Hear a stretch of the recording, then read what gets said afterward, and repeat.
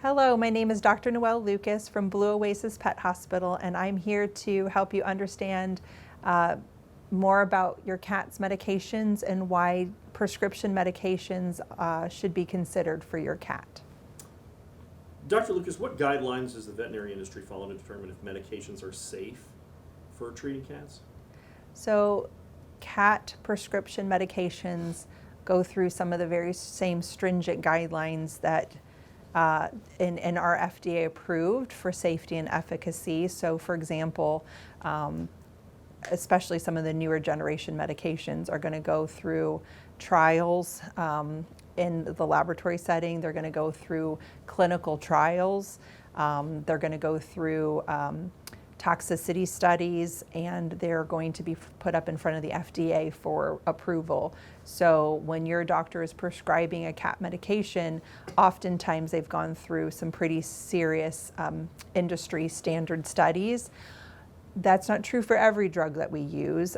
There are considered off-label use drugs, so that means medications that would be prescribed for or studied for people or dogs and would then be used for cats in an off-label setting because we've determined that they are safe and effective. So we do have a lot of great medications for cats, and we always would have that conversation or we'll want you to ask questions if you have any specifics about a medication that we're prescribing for your cat.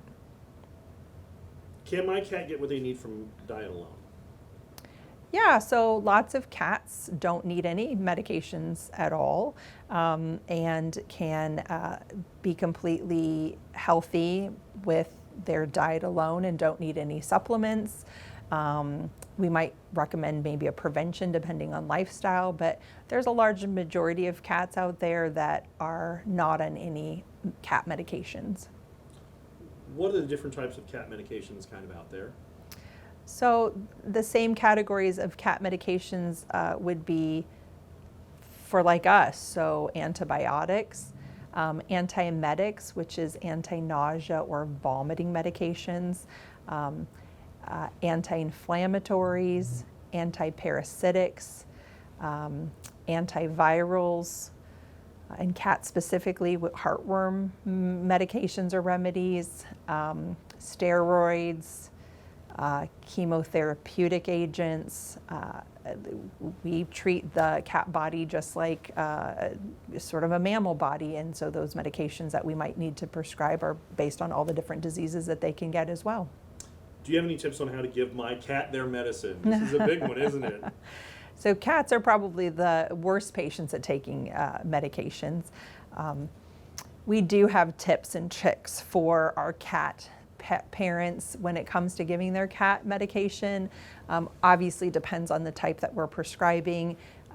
Pills or capsules are common. We do have liquids. Of course, there's topicals, both either on the shoulders or we do have topicals that are being able to be spread in the inside of the ear, which clients love.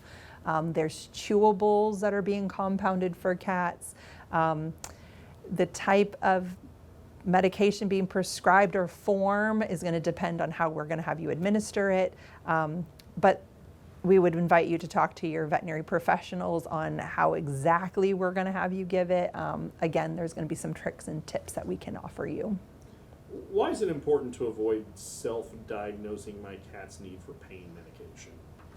Oh, for pain medication. So cats do exhibit pain. Cats can be a little bit more challenging to determine if they're in pain. We would never want you to give an over-the-counter medication that you and I might take ourselves for pain in a cat. I think that's why it's a good question. Cats have extreme toxicities, specifically to Tylenol. If a cat gets one pill of Tylenol, it is either life-threatening, if not fatal. So we would never want you to give any anti-inflammatory pain reliever to your cat that's over the counter. That would be prescribed or taken by us to your cat because of their extreme risk of toxicities. Why is early detection so crucial? Early detection of whatever disease it is that we need to manage, whether it's they need an antibiotic, an anti-inflammatory, you know, the sooner we can catch any disease, the easier it is for us to treat it or even cure it.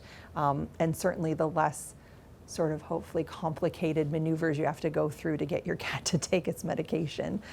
If you already know your cat is going to be an extremely difficult patient to give medications to, please ask your veterinarian if they have maybe an injectable form of it, or if we can go ahead and just prescribe maybe a transdermal ointment. We want you to be compliant, we want you to be successful, and we want ultimately your cat to get the treatment it needs. Why should I purchase cat medications from my veterinarian instead of through an online pharmacy?